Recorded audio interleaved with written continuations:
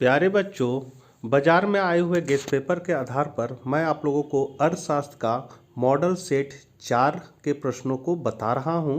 10 तक हम लोगों ने कंप्लीट कर लिया है। ये सेकंड पार्ट का वीडियो है। चैनल पर पहली बार है तो ज़रूर सब्सक्राइब कर ले और पहले के सभी वीडियो आपको चैनल के प्लेलिस्ट में मिल जाएंगे। सब्जेक्ट बाय सब्जेक्ट मैंने बना रखा है। तो चलिए हम लोग शुरू करते हैं और अपने मित्रों तो यह वीडियो जरूर शेयर कीजिएगा। तो 11 नंबर क्वेश्चन कहता है, उत्पादन फलन से आप क्या समझते हैं, इसकी मुख्य विशेषताओं का उल्लेख करें। तो उत्पादन फलन क्या होता है? तो उत्पादन मतलब साधन और उत्पादन के फलनात्मक संबंध को ही हम लोग उत्पादन फलन कहते हैं। एक लाइन में डायरेक्ट आंसर हो गया और आप इसकी विशेषता लिख सकते हैं, या फिर अगर आप इतना लंबा लिखना है तो एक गेस्ट पेपर में दिया हुआ है इसी तरह कि उत्पादन का अर्थ आगतों या आदानों को निर्गतों में बदलने की प्रक्रिया से है। मतलब आगतों मतलब हो गया साधन और निर्गतों मतलब हो गया उत्पादन। मतलब साधन आपका है भूमि, श्रम, पूंजी, प्रबंध, साहस। इसके प्रयोग से हम लोग क्या करते हैं? उत्पादन करते हैं, तो वो हो जाएगा निर्गत। तो साधन और उत्पादन का संबंध जो है वो उत्पादन फलन है।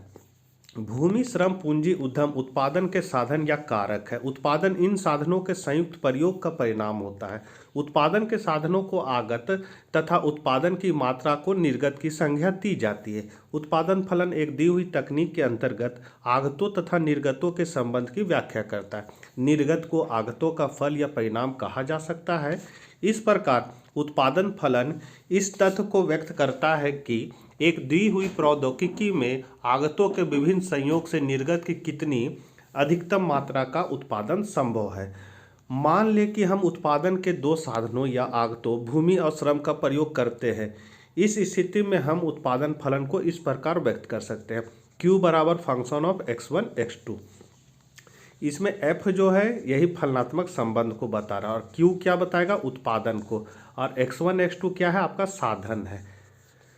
साधन बोलिए या आगत बोलिए, एक ही चीज़ है। इससे यह पता चलता है कि हम आगत x1 और x2 का प्रयोग कर वस्तु की अधिकतम मात्रा का उत्पादन कर सकते हैं। तो इसका मतलब Q किस पर निर्भर किया? साधन पर या आगत पर निर्भर किया। उत्पादन फलन की 3 मुख्य विशेषताएं हैं। पहला, उत्पादन फलन विभिन्न आगतों के सर्वोत्तम अथवा अनुकूलतम प्रयोग से निर्गत के अधिकतम स्तर को व्यक्त करता है। दूसरा, यह एक निश्चित अवधि के अंतर्गत आगत और निर्गत के संबंध की व्याख्या करता है। तीसरा, उत्पादन फलन वर्तमान प्रौद्योगिकी ज्ञान से निर्धारित होता है। 12 नंबर क्वेश्चन है, ये इंपॉर्टेंट क्वेश्चन भी है। पूर्ति स्वतः मांग का सृजन करती है, विवेचना कीजिए। तो ये आपका जेबी से के अनुसार है कि प्राचीन अर्थशास्त्रियों की यह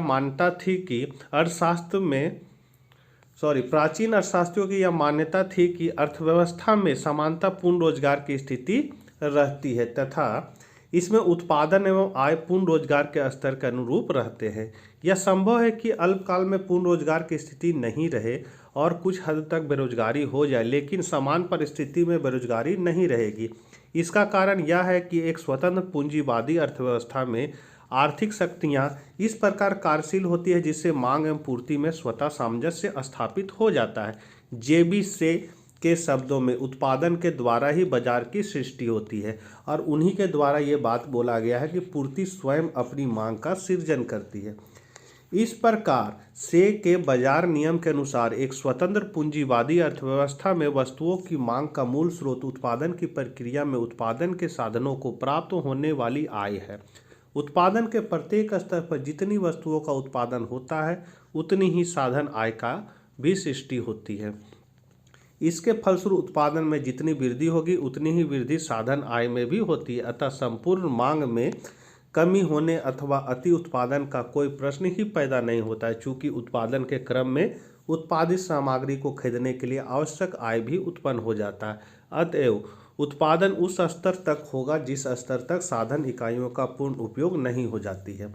अगला है 13 नंबर क्वेश्चन, सरकारी बजट की क्या विशेषता है? तो पहला है, सरकारी बजट सरकार की प्राप्तियों और व्यय के अनुमानों का विवरण होता है। दूसरा, बजट अनुमानों की अवधि सामान्यतः 1 वर्ष होती है जिसे वित्तीय वर्ष कहा जाता है। और ये वित्तीय वर्ष क्या होता है बच्चों? तो 1 अप्रैल से 31 मार्च को हम लोग एक वित्तीय वर्ष कहते हैं।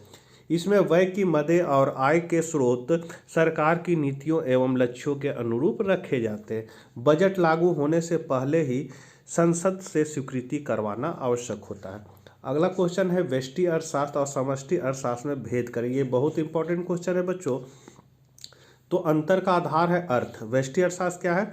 तो यह अर्थशास्त्र की वह शाखा है जिसमें व्यक्तिगत विचारों जैसे मांग, पूर्ति, कीमत आदि का अध्ययन किया जाता है।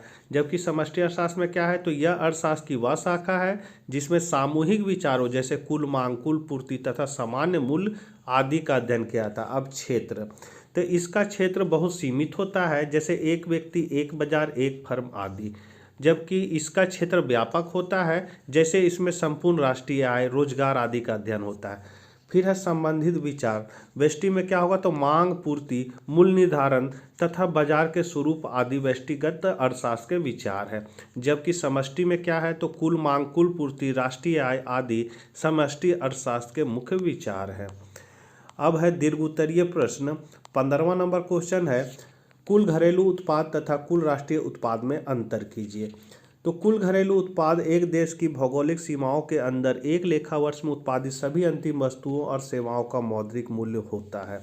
कुल राष्ट्रीय उत्पाद का आकलन भी किसी एक वर्ष में उत्पादित अंतिम वस्तुओं और सेवाओं के बाजार मूल्य के आधार पर किया जाता है, परंतु इसमें विदेशों से प्राप्त आय भी सम्मिलित होती है। कुल घरेलू उत्पाद तथा कुल राष्ट्रीय उत्पाद के अंतर को समझने के लिए एक बंद अर्थव्यवस्था एवं खुली अर्थव्यवस्था के अंतर को जानना आवश्यक है। एक बंद अथवा आत्मनिर्भर अर्थव्यवस्था वह है जिसका विदेशियों से कोई आर्थिक संबंध नहीं होता है। एक बंद अर्थव्यवस्था उस कमरे के समान होती है जिसमें सभी दरवाजे और खिड़कियां बंद होती है। इसकी आर्थिक क्रियाओं का शेष विश्व पर कोई प्रभाव नहीं पड़ता। इस प्रकार की अर्थव्यवस्था में राष्ट्रीय उत्पाद की धारणा को समझना अत्यंत सरल है। यदि देश के प्राकृतिक साधनों पर श्रम और पूंजी लगाकर उनका उपयोग किया जाए तब प्रति वर्ष एक निश्चित मात्रा में वस्तुओं और सेवाओं का उत्पादन होता है। यह कुल घरेलू उत्पाद है। एक बंद अर्थव्यवस्था के कुल घरेलू उत्पाद तथा कुल राष्ट्रीय उत्पाद के बीच कोई अंतर नहीं होता है, परंतु वर्तमान समय में प्रायः सभी अर्थव्यवस्थाएं खुली हुई है। इस प्रकार के अर्थव्यवस्थाओं के कुल घरेलू उत्पाद और कुल राष्ट्रीय उत्पाद में निम्नलिखित अंतर होता है। कहने मतलब है जो ऊपर इतना लंबा चौड़ा भाषण जो दिया गया है ये बंद अर्थव्यवस्था से संबंधित है, और अब जो भाषण शुरू होगा वो खुली अर्थव्यवस्था से संबंधित है। तो इसमें पहला पॉइंट है यह देश अपने यहाँ उत्पादित वस्तुओं को विदेशों में भी बेचता है जिसे निर्यात करते हैं। उसी प्रकार वह कुछ वस्तुओं और सेवाओं विदेशों से खरीदता अथवा आयात करता है। इस प्रकार राष्ट्रीय उत्पाद की गणना करने के लिए आयात के मूल्य को निर्यात की जाने वाली वस्तुओं के मूल्य से घटा देना होगा। दूसरा, इस देश में विदेशी पूंजी लगी रहती है तथा देश की पूंजी का भी दूसरे देशों में निवेश होता है। यदि देश में विदेशी पूंजी लगी हुई है तब कुल ब्याज और लाभ का एक अंश विदेशों को चला जाता है। इसी प्रकार विदेशों से निवेश की गई पूंजी पर इस देश को ब्याज तथा लाभ प्राप्त होता है। यह देश विदेशों को ऋण दे सकता है, उनसे ऋण ले सकता है। इन दोनों के अंतर को शुद्ध विदेशी ऋण कहते हैं। चौथा है यह देश अन्य देशों से उपहार प्राप्त कर सकता है तथा उन्हें उपहार दे सकता है। उपयुक्त तथ्यों को ध्यान में रखते हुए हम कुल राष्ट्रीय उत्पाद को इस प्रकार व्यक्त कर सकते हैं। कुल राष्ट्रीय उत्पाद बराबर होगा कुल घरेलू उत्पाद प्लस निर्यात माइनस आयात प्लस विदेशी निवेश से प्राप्त शुद्ध आय प्लस शुद्ध विदेशी ऋण प्लस शुद्ध उपहार। उसके बाद है बेरोजगारी से आप क्या समझते हैं, बेरोजगारी के विभिन्न प्रकार क्या है। तो बच्चों ये क्वेश्चन तो हमको इम्पोर्टेंट नहीं लग रहा है, ये नहीं आएगा, इसलिए इसको धीरे धीरे बढ़ा दे रहे हैं। आपको लिखने का मन है तो इसको लिख सकते हैं, नहीं तो इसको छोड़ सकते हैं। इसको ज़्यादा ध्यान देने की ज़रूरत नहीं है, ये किसी तरह से हमको इम्पोर्टेंट नहीं लग रहा है। जो इम्पोर्टेंट रहता है मैं खुद ही बोल देता हूँ कि ये इम्पोर्टेंट क्वेश्चन है। अब न्यून मांग, हाँ ये आपका इम्पोर्टेंट क्वेश्चन है। न्यून मांग से आप क्या अभिप्राय है, इसके आर्थिक परिणामों का वर्णन कीजिए। तो जिसमें वस्तुओं तथा सेवाओं की कुल मांग कुल पूर्ति से कम होती है को मांग की कमी अथवा न्यून मांग की स्थिति कहा जाता है। करने मतलब है पूर्ति ज़्यादा हो गया और उसका सामान का मांगे नहीं हो रहा, तो न्यून मांग मतलब कम मांग होना।